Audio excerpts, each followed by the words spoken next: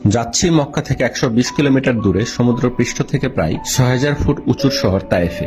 এই শহরটি পুরোটাই পাহাড়ের উপর অবস্থিত, প্রাকৃতিক সৌন্দর্য আর প্রাচীন দুর্গের জন্য বিখ্যাত। আমাদের প্রিয় নবী সাল্লাল্লাহু আলাইহি ওয়াসাল্লাম এই তায়েফেই দুধমাতার কাছে লালিত পালিত হয়েছিলেন। তাছাড়া বুড়ির বাড়ি এই তায়েফে অবস্থিত। আমরা বুড়ির বাড়ি পরিদর্শন আর আব্বাসীয় মসজিদে নামাজ শেষে পাখির ছবি তোলার জন্য বের হয়ে গেলাম। ড্রাইভারের পরামর্শে একটা জায়গায় যেয়ে হতাশ হয়ে গেলাম। গাছপালা থাকলেও চড়ুই বাদে অন্য কোনো পাখির দেখা নেই। অন্যদিকে আলোও কমে যাচ্ছে। অবশেষে স্যাটেলাইট ম্যাপ দেখে পার্কের মতো একটা জায়গায় রওনা দিলাম আমরা। পার্কে পৌঁছার পর পার্কের পরিবেশটা বেশ ভালো লাগলো, তবে চড়ুই আর ঘুঘু বাদে অন্য কোনো পাখির দেখা সেভাবে পেলাম না। সবুজ গাছের উপর চড়ুইরা খাবার খুঁজতে ব্যস্ত।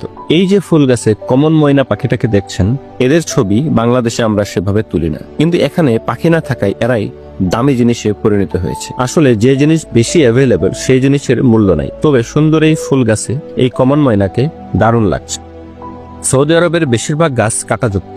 এমন একটি কাঁটাযুক্ত গাছে এই ছোট্ট পাখিটা খাবারের সন্ধানে ব্যস্ত। আসলে এমন পরিবেশে নিজেদের টিকিয়ে রাখাটাও বেশ চ্যালেঞ্জিং। এমনই একটি কাঁটাযুক্ত গাছে একটি ঘুঘুকে দেখলাম তার ডিমে পা দিচ্ছে। সৌদি আরবের যেখানে যাচ্ছি সেখানে এই ঘুঘুর দেখা পাচ্ছি। এই ঘুঘুর নাম লাফিং ডাক। বেশ সুন্দর আর মায়াবিয়ারা। আসলে ঘুঘুদের মতো মায়াবী পাখি আর দ্বিতীয়টি নেই।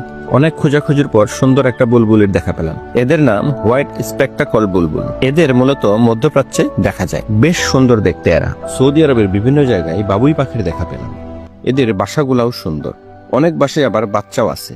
এই ব্যাপারটা আমার দারুণ লেগেছে। যে জিনিসটা এখন বাংলাদেশে সেভাবে চোখে পড়ে না, সৌদি আরবে সেই জিনিস দেখে অন্যরকম ভালো লাগা কাজ করছে।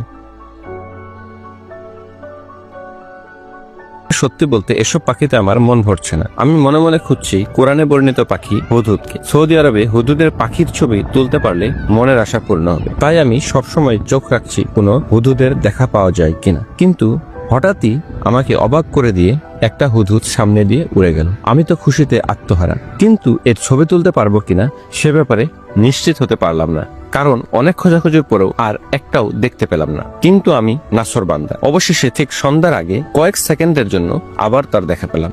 তারপর মন ভরে ভিডিও করলাম আর দিন শেষে একরাশ তৃপ্তি নিয়ে জেদ্দার উদ্দেশ্যে রওনা দিলাম।